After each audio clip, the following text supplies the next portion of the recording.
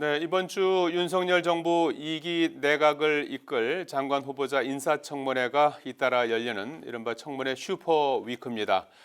첫 주자로 오늘 송미령 농림축산식품부 장관 후보자 인사청문회가 열리고 있습니다. 또 국회 정개특위는 위성정당 방지법 등 선거제에 대한 논의를 진행했습니다. 송미령 후보자의 인사청문회, 국회 정개특위 회의 그리고 여야 현안 등을 취재기자 연결해 알아보겠습니다.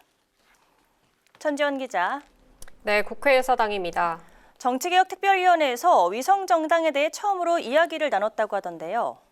네, 오전 열린 정개특위 법안소위에서는 위성정당 방지법과 지방의회 의원도 후원회를 줄 수 있게 하는 정치자금법 개정안을 안건으로 논의했습니다. 안건으로 상정된 위성정당 방지법에는 지역구 후보를 추천한 정당에 의무적으로 비례대표 후보를 추천하게 하는 내용이 들어 있습니다. 위성정당을 내는 정당에겐 불이익을 주는 내용도 포함되어 있는데요.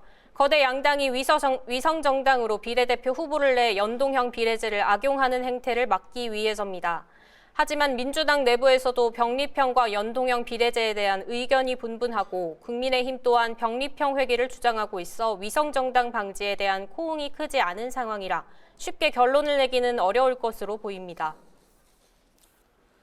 자, 오늘부터 나흘 동안 장관 후보자 인사청문회가 연이어 열리는데요. 송미령 농림축산식품부 인사청문회에서는 어떤 얘기들이 나왔습니까?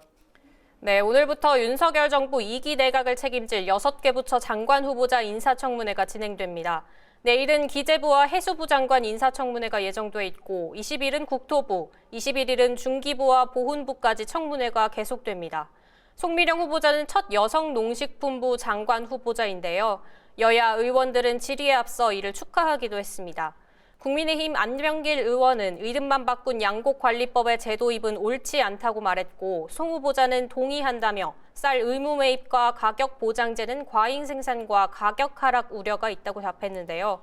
안 의원이 개식용 종식법에 대한 의견을 묻자 송 후보자는 동의한다는 의견을 밝히기도 했습니다.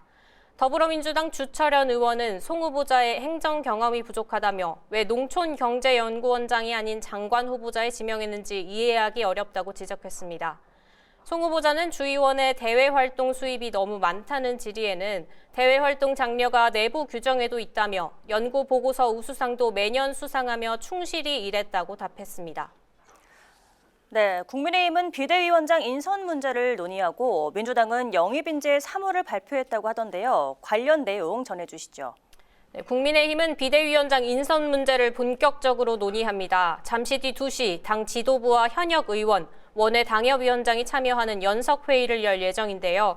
친윤계에서는 사실상 한동훈 법무부 장관을 추대하려는 분위기가 보도되는데 비윤계에서 반대 목소리를 지속할 가능성도 점쳐집니다.